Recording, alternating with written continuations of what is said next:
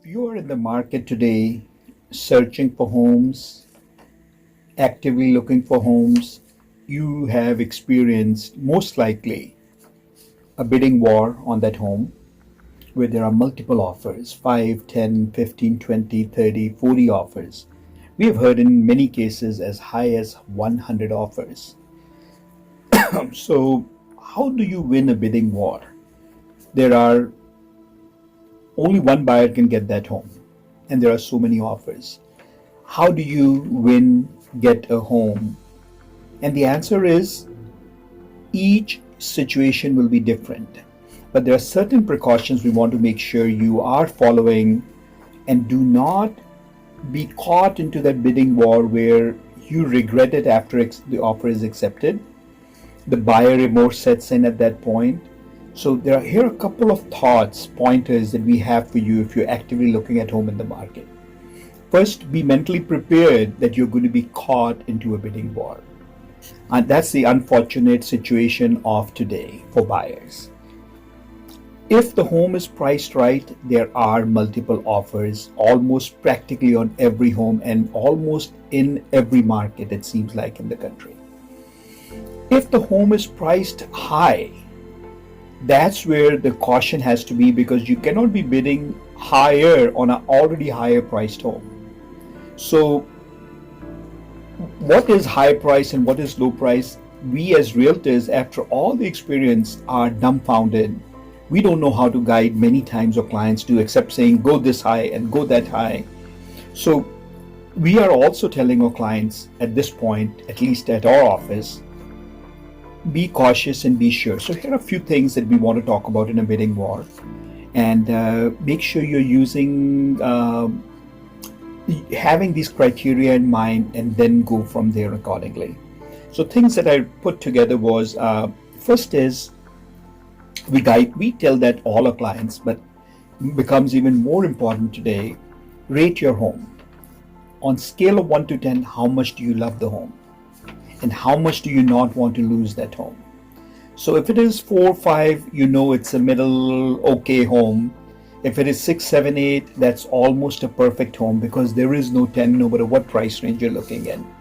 So rate your home, because that rating will tell you how far you're willing to go to get that home. So in rating that home, you want to make sure all your needs are met in that home, and some of the wants are met in that home too. Needs are critical because you don't want to give them up. Wants, you can give them, because those are desires. They can be fulfilled later on. But needs, you don't want to buy a home only because you want to buy a home and find out your need is not met in there. The second thing we say is know your budget.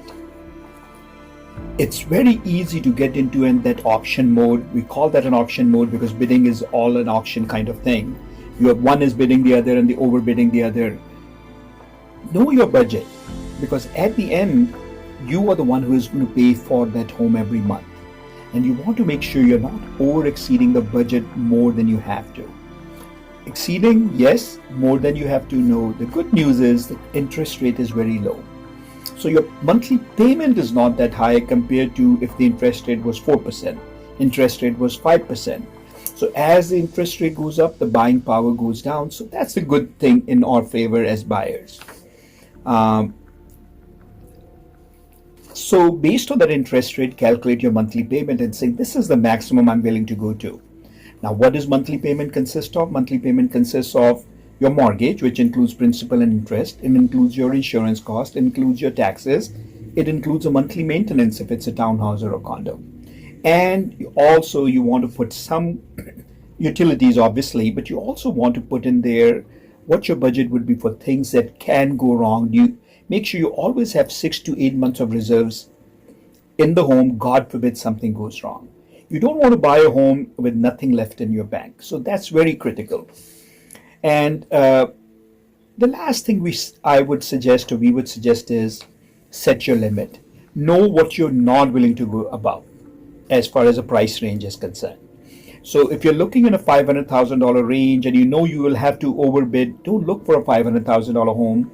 Look for a $475,000 home, $450,000 home, and see if that meets your needs, that you can go up if needed and still get the home that you were looking for that meets your needs. Again, that number is just a number. Every market is different. In some markets that could be 400, in some markets that could be $1 million or more. So don't get caught into the bidding yet. If you love the home so much and you know that you're going to stay in the home forever, then pay the price that you are willing to happily accept it, and then also know what number you won't be disappointed after you made your best offer. Again, like you said, there is no right or wrong answer anymore. Sometimes we are telling our clients to hold on, not be in this market if they don't have to be. Especially if you already are living in a home. Is this the time to upgrade? And the answer may be no. Now, if you are in a bigger home and you're about to sell your bigger home at higher price and you now have to bid on a lower home because you're downgrading, it may be worth it because you're getting more money on your bigger home. Situations change. We are here to guide you. Give us a call, 732-494-2211. Your interest first. We'll guide you based on your needs.